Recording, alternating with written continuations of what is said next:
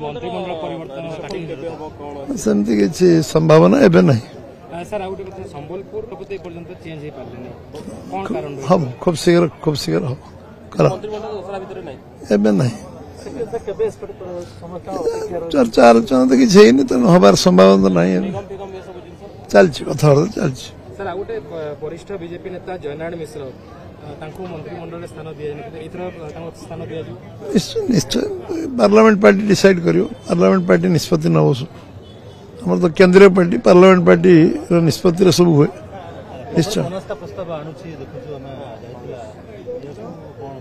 आणतु अनास्था आनिबार अधिकार अच्छी गणतांत्रिक व्यवस्था रे अनास्था कांग्रेस आनीपर अन्य दल मैंने आनीपर अनास्था अनास्था आणिकी से आणले खोला आलोचना हम विधानसभा किसी असुविधा नहीं जदि जदि जदि गणतांत्रिक व्यवस्था रे जदि ठीक ठाक सुगता थी ग्रहण करेंगे।